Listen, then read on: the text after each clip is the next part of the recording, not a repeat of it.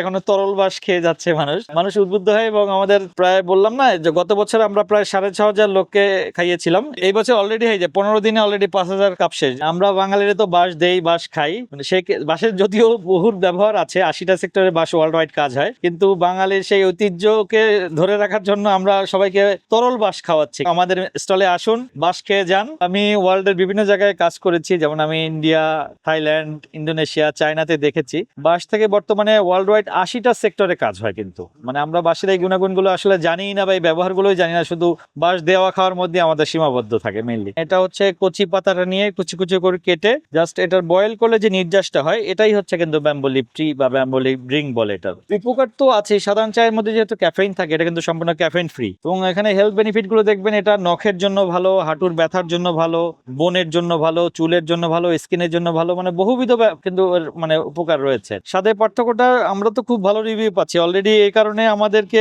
অনেকে বলছে যে এটা কিভাবে পাওয়া যায় প্যাকেটজাত করে। আমরা একটা স্যাম্পল করেছি, এবং মজার বিষয় হচ্ছে এই যে প্যাকেট, এটাও কিন্তু বাঁশ দিয়ে তৈরি, মানে বাঁশের কাগজ দিয়ে তৈরি। এটা আমরা বাইরে থেকে আনিয়েছি, চায়না থেকে। এবং এই যে পাতাগুলো যেহেতু বিক্রিতে যেতে বা প্রক্রিয়াজাত করতে কিছু প্রসিডিউর আছে, আমরা প্রসিডিউর ফলো করে হয়তো মেলা শেষের দিকে আমরা দিতে পারবো। এটা তো যেহেতু খুবই অ্যাভেলেবেল, খুব বেশি দাম হওয়ার কথা না, মানে প্যাকেজিং বা কস্টিং যেগুলো হয়, মানে 50 থেকে 100 টাকার মধ্যে হয়তো প্যাকেট হতে পারে, এটা খুব বেশি হবে না।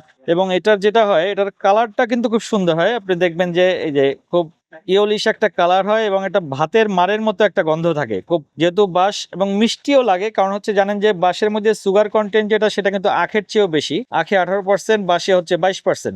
চিনি তো দিতে হবে না, বাঁশে হচ্ছে 74% হচ্ছে সেলুলোজ থাকে। এবং দেখবেন যে পান্ডা কিন্তু বাঁশ খায়। এটা মিষ্টতা তো অবশ্যই থাকে। এটার কারণে আরো মজার বিষয় হচ্ছে যে এটার মধ্যে সুগার কন্টেন্ট হচ্ছে আখের চেয়েও বেশি, কিন্তু আখে 18%, বাঁশে হচ্ছে 22%। আমাদের দেশে ওভাবে প্রচলিত ছিল না, মেইনলি চায়নাতেই এটা ব্যাপকভাবে আছে। আমরা গত মেলাতেই হচ্ছে প্রথম পাবলিকলি গতবারে এনেছি, এবং এবার সেকেন্ড টাইম, এবং রিভিউ আরো ভালো পাচ্ছি। এর কোনো সাইড এফেক্ট ওভাবে নাই, মানে শুধু হচ্ছে দু একটা প্রিকশন আছে, যেমন প্রেগনেন্সি, এটা তো সবারই থাকে, ডক্টরের পরামর্শ ছাড়া প্রেগনেন্সি মহিলাদের এটা ডক্টরের পরামর্শ নিয়ে খাওয়া উচিত। এবং এছাড়া ক্রিটিক্যাল কিডনি রোগী যারা খুব বেশি ক্রিটিনি নিয়ে আছে, তার ডক্টরের পরামর্শ নিয়ে খাওয়া উচিত। এছাড়া আর কোনো এটার সাইড এফেক্ট নাই, কিন্তু গুণাগুণ রয়েছে কিন্তু প্রচুর। এবং বিশেষ করে এটা আলজাইমার রোগের জন্য কিন্তু এটা কিন্তু উপকারী, এবং এটা হজম শক্তিতে ভালো, বিভিন্ন হিসেবে। এবং এটা নিয়ে প্রচুর রিসার্চ পেপার আছে, এবং গুগল করলেও আপনারা নিজেরাই দেখতে পাবেন যে সাধারণত আমরা দুটো পাতা দিয়ে করছি এখানে, মানে সব পাতাতেই অলমোস্ট হবে, ফ্লেভারটা ডিফারেন্ট হতে পারে। যেমন এই বাঁশটা দিয়ে আমরা করছি, এটা একটা ফাউন্টেন বাঁশ বা ফার্গেসিয়া নিডিটা, এটা। আর একটা হচ্ছে স্বর্ণা বাঁশ।